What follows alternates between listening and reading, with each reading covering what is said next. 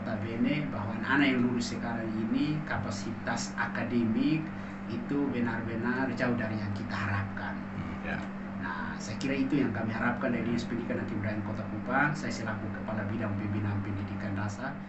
Sehubungan dengan akan dilaksanakannya pengumuman kelulusan serentak pada tingkat SD dan SMP se-Kota Kupang pada hari Rabu, tanggal 15 Juni tahun 2022 di setiap sekolah, Kepala Dinas Pendidikan dan Kebudayaan Kota Kupang melalui Kabid Dikdas berpesan beberapa hal yang patut didengar oleh guru dan siswa-siswi SD dan SMP se-Kota Kupang.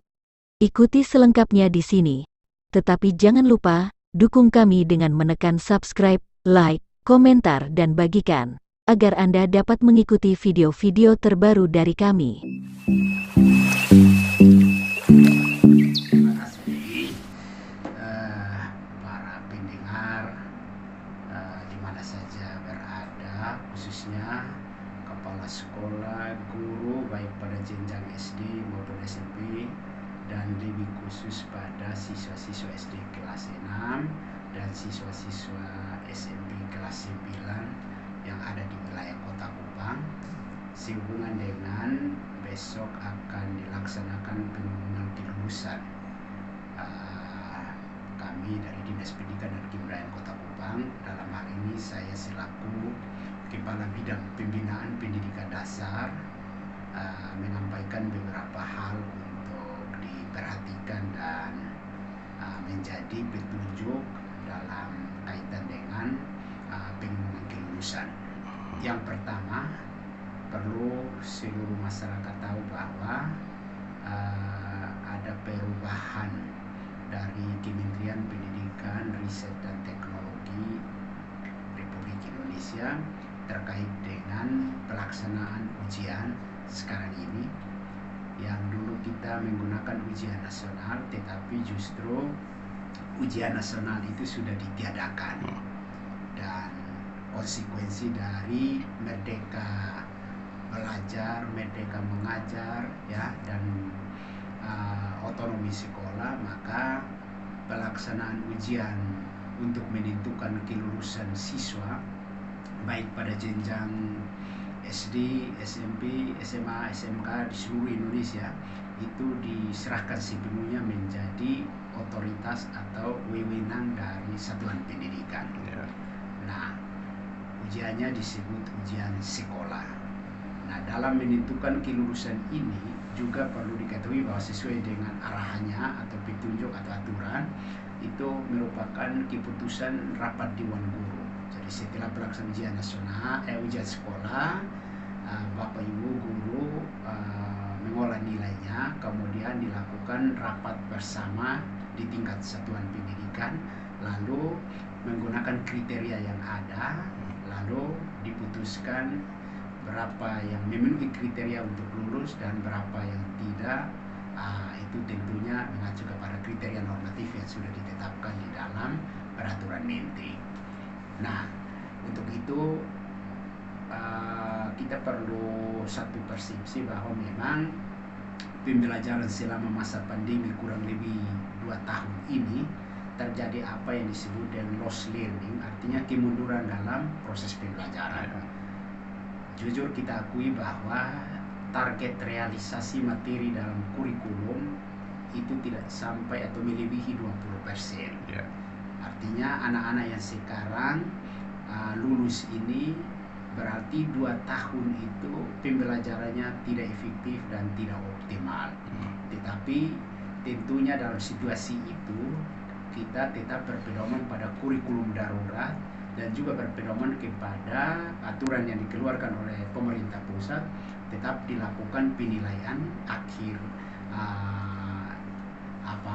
tahun, akhir jenjang itu, dan tentu diputuskan dan besok akan diumumkan secara resmi oleh masing-masing satuan pendidikan berapa yang lulus, berapa yang tidak lulus. Ya, kami harapkan bahwa itu hasil optimal yang dicapai oleh siswa itu sendiri selama menempuh pendidikan di jenjang SD maupun SMP. Yang berikut yang kami mau tegaskan kepada adik-adik siswa semua, sering terjadi euforia di dalam pengumuman kelulusan, yaitu melakukan aksi mencoret pakaian kami harapkan bahwa pakaian yang dia gunakan sekarang itu masih sangat dibutuhkan oleh adik-adiknya, atau bukan adik-adiknya tapi keluarga atau anak-anak dari keluarga yang kurang mampu, sehingga dari Dinas Pendidikan dan Kebudayaan Kota Kupang itu ada kebijakan mereka bisa mengumpulkan di sekolah untuk selanjutnya dibagikan kepada siswa-siswa yang sementara sekolah dari keluarga yang kurang mampu. Sehingga kami harapkan adik-adik tidak boleh mencolek pakaian tersebut karena masih layak digunakan oleh orang lain yang membutuhkan. Kami juga sangat mengharapkan orang tua siswa itu sendiri membantu untuk menertibkan anak-anak, mengontrol anak-anak, terutama siswa-siswi SMP. Kalau SD jarang terjadi, tetapi kalau siswa-siswa SMP bisa terjadi berkumpul di tempat umum lalu melakukan aksi coret-mencoret pakaian seragam dia miliki padahal masih layak digunakan. Untuk itu himbauan kami, mohon semua orang tua siswa bisa memantau anak-anaknya untuk pada saat itu tidak boleh menggunakan pakaian seragam, tetapi menggunakan pakaian biasa saja, karena pengumumannya bisa di sekolah tergantung otonomi sekolah itu, dan bisa juga dilaksanakan melalui media sosial atau melalui koran, juga ada sekolah yang melakukan itu. Yang berikut tentunya anak-anak ini yang SD akan melanjutkan ke SMP, sementara SMP akan melanjutkan ke jenjang SMA. Kita sadari bahwa sekarang ini pandemi COVID-19 ini sudah mulai turun, dan semoga ini bertahan sampai dengan tahun ajaran yang baru untuk pembelajaran dilaksanakan secara tatap muka.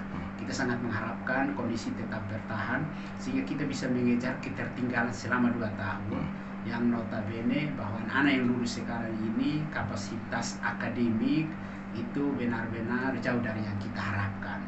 Karena memang optimalisasi pembelajaran masa 2 tahun itu benar-benar sangat-sangat memprihatinkan, karena kita tidak ada ruang untuk tatap muka, lebih banyak pembelajaran jarak jauh.